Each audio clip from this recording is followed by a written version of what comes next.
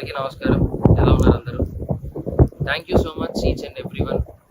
ఇరు రాష్ట్రాల ప్రజలకి అందరికీ పాదాభివందనం. నన్ను ఇక్కడి దాకా తీసుకొచ్చారు. మీ ఇంట్లో ఒకటిగా నన్ను చూశారు. ఇంతకన్నా నేను చెప్పుకోవడం అంటూ ఏమీ లేదు. గెలవలేను అనుకున్న వాడిని గెలుపు దాకా తీసుకొచ్చి గెలిపించారు. అంతకన్నా నాకు ఇంకా వేరే అదృష్టంగా నేను ఏం ఫీల్ అవ్వట్లేదు. Thank you so much to each and everyone. And బాధాకరమైన విషయం ఏంటి అంటే అందరూ చాలామంది అడుగుతున్నారు. నేను దాని గురించి పెద్దగా అనుకోలేదు. ఆ బాధలో ఉండిపోయాను. చాలా బాధపడ్డాను. కారద్దాలు పగలగొట్టారు. బయటికి రా, నీ అంతా చూస్తా అన్నారు. నేను ఒక్కనే ఉన్నప్పుడు మీ ఇష్టం వచ్చింది చేసుకోండి, నాకేం భయం లేదు, ఎవరికి భయపడాల్సిన అవసరం లేదు. కానీ మన ఇంట్లో కూడా ఒక అమ్మ ఉంటుంది, ఒక అక్క ఉంటుంది, ఒక చెల్లి ఉంటుంది, ఒక భార్య ఉంటుంది. వాళ్ళు మన పక్కన ఉన్నప్పుడు మనం ఎలా ప్రవర్తించాలి అనేది కూడా మనం కొంచెం ఆలోచిస్తే బాగుండు అని నా అభిప్రాయం. అద్దాలు పగలగొట్టినప్పుడు ఆ అద్దం పెంకులన్నీ వచ్చి మా అమ్మగారి మీద పడ్డాయి, తేజు మీద పడ్డాయి. ఏమీ ఎవరికి కాలేదు కాబట్టి సరిపోయింది. అదే ఆ పెంకుల వల్ల ఏదైనా జరిగిందంటే, ఆ రాళ్ళ వల్ల తల పగిలి ఎవరికైనా ఏదైనా జరిగిందంటే నేను ఈరోజు ఎవరిని కోల్పోయేవానో నాకు తెలియదు. ఇలాంటివి ఇంకెప్పుడు ఎవరికి జరగకూడదు. ఇలాంటివి ఎప్పుడు ఎవరికి చేయకండి. మీకు కోపం ఉంటే తిట్టండి, పడతాను. కామెంట్ పెట్టండి, చూస్తాను. ఇంకా కోపం ఉంటే వీడియోలు తీసి పెట్టండి. ఎలాగో పెట్టారు, నా కుటుంబాన్ని మొత్తం బాధ పెట్టారు. నేను ఏది పట్టించుకోవట్లేదు. ఎందుకు అంటే నేను నమ్ముకుంటే నా హీరో, నా గురువు మాస్ మహారాజా రవితేజ గారు, ఆయన వచ్చి నాకు అవకాశం ఇచ్చిన రోజు నేను గెలిచాను. నేను బయటికి వచ్చిందే ఆ గెలుపులో వచ్చాను. కానీ గెలిచి ఒక ఆనందంతో బయటికి వస్తాను అనుకున్న నన్ను, నా కుటుంబాన్ని రోడ్డు మీద నించోబెట్టారు. అది చాలా బాధ వేసింది. పర్లేదు, నన్ను ప్రేమించే వాళ్ళు, నన్ను అభిమానించే వాళ్ళు ఉన్నారు కాబట్టి దేవుడు చల్లగా చూడబట్టి మా అమ్మకి, నా భార్యకి ఏం కాలేదు. నాకేమైనా పర్లేదు. మన ఇంట్లో ఆడవాళ్ళు మన పక్కన ఉన్నప్పుడు కొద్దిగా జాగ్రత్త వహిస్తే బాగుంటుంది. జాగ్రత్త ఏదైనా జరిగితే కప్పు పోతే తిరిగి తెచ్చుకోవచ్చు, డబ్బు పోతే తిరిగి సంపాదించవచ్చు, మనిషి పోతే తిరిగి తీసుకొని రాలేమండి. ఇది గుర్తు పెట్టుకోండి.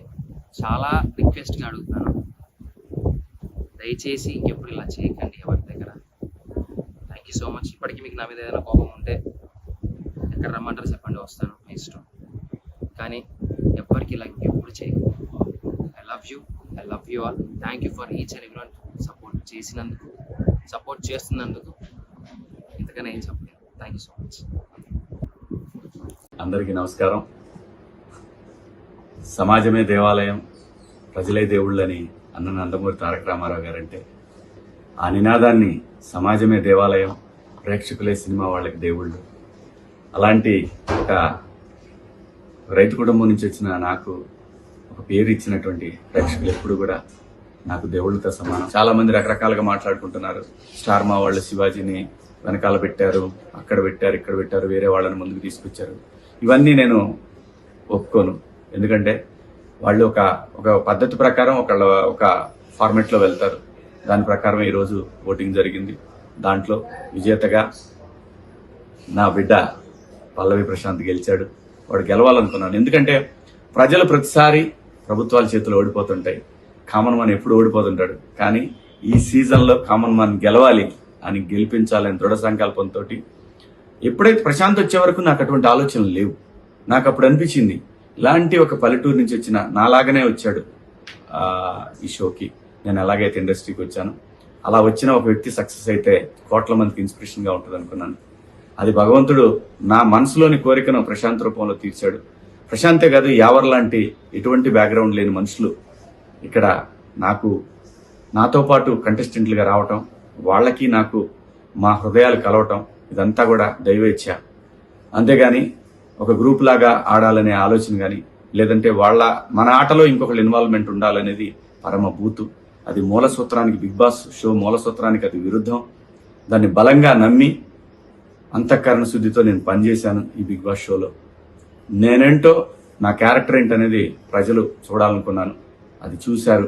కోట్ల మంది అభిమానులుగా వాళ్ళ గుండెల్లో నన్ను పెట్టుకున్నందుకు ప్రతి ఒక్కళ్ళకి కూడా పేరున హృదయపూర్వక నమస్కారాలు తెలియజేసుకుంటూ నా జీవితంలో నేను నమ్మేది ఒకటే, మనం మనలాగా ఉంటే ప్రేక్షకులు ఎప్పుడు ఆదరిస్తారు, మనం నటిస్తే ఆ రోజు వాళ్ళ హృదయాల్లో నుంచి పక్క దోసేస్తారనేది నేను ఎప్పుడు నమ్మే సిద్ధాంతం. అలాగే నా కోసం అహర్నిశలు పనిచేసినటువంటి అభిమానులందరికీ కూడా మీకు చేతులెత్తి నమస్కరిస్తూ మీకు పాదాభివందనాలు తెలియజేసుకుంటున్నాను. బిగ్ బాస్ సీజన్ 7 జర్నీ నా లైఫ్లో ఒక మధురానుభూతి. ఈ పాఠశాలలోకి లైఫ్లో ఒక్కసారి అడ్మిషన్ దొరికింది ఏ మనిషికైనా. సో అలాంటి అవకాశం నాకు ఇచ్చిన స్టార్ మాకి, ఎండమోల్కి నేను సదా రుణపడి ఉంటాను. ఇక్కడ బిగ్ బాస్ ఆట అనగానే ప్రతి వాళ్ళు కూడా అక్కడికి వెళ్ళి గొడవలు చేయాలి, స్ట్రాటజీలు ప్లే చేయాలి, దాని తర్వాత అవసరమైతే కుట్టుకునే స్థాయి దాకా వెళ్ళాలి అనేటటువంటి ఒక దురభిప్రాయంలో ఉన్న వాళ్ళందరికీ కూడా కాదు, ఇది నిజంగా ఒక పాఠశాల, దీంట్లో డిసిప్లిన్ చాలా అవసరం, ఇది మనకి లైఫ్ పాఠాలు నేర్పుతుంది అనేది చెప్పాలనుకున్నాను. ఈ షో ద్వారా అందరికీ చెప్పాను. ఆ అవకాశం నాకు స్టార్ మా ఇచ్చింది. ఈ షోలో ముఖ్యంగా నాకు మొదటి సినిమా అవకాశం ఇచ్చినటువంటి నాగార్జున బాబు గారు ఎంత అద్భుతంగా ఆయన నుంచి కూడా హౌస్లో జరిగేటటువంటి మనం చేస్తున్నటువంటి మిస్టేక్స్ని చాలా అందంగా అందరికీ నచ్చే విధంగా చెప్పడం అనేది ఈ షోలో హైలైట్గా అనిపించింది నాకు. ఎందుకంటే ఆయన ఇండస్ట్రీలో ఎంతోమంది దర్శకుల్ని, ఎంతోమంది ఆర్టిస్టులను పరిచయం చేశారు. అటువంటి ఒక సూపర్ స్టార్ ఈ షోకి హోస్ట్గా ఉండటం అనేది నిజంగా కంటెస్టెంట్లకి అదృష్టం. ఈ సీజన్ 7లో కూడా బాబు గారే ఉండటం అనేది డెఫినెట్గా ఒక సాటి ఆర్టిస్ట్గా చాలా గర్వంగా అనిపించింది నాకు. ఆయన ప్రతి వారం ఒక మాస్టర్ లాగా అందరికీ చెప్పడం, అందులో ముఖ్యంగా నాకు అవకాశం ఇచ్చినటువంటి దేవుడు నాగార్జున బాబు గారు, ఆయన చెప్పడం అనేది నాకు చాలా బాగా అనిపించేది. మాట్లాడదాం అనగానే నేను ఎక్కడా కూడా భయపడే మనిషిని కాదు. అలాంటిది బాబు గారి దగ్గరికి వచ్చేసరికి 1కి 100 సార్లు ఆలోచించి మాట్లాడేవాడిని. ఏదైనా తక్కువ మాట్లాడాలి, ఎక్కువ మాట్లాడకూడదు అనేది చాలా బలంగా ఎప్పుడు నేను ధైర్యంగా మాట్లాడతా. బాబు గారితో కూడా ధైర్యంగానే మాట్లాడాను, కానీ చాలా తగ్గి మాట్లాడేవాడిని. ఎందుకంటే నేను ఆ గౌరవం ఇవ్వకపోతే నేను మనిషిలాగా కాదు. సో అటువంటి పరిస్థితుల్లో ఆ షోలో నాగార్జున బాబు గారు నాకు ఎన్నో విలువైనటువంటి సూచనలు చేశారు. వారికి కూడా ఈ షో సక్సెస్లో వారిది ప్రధాన పాత్ర.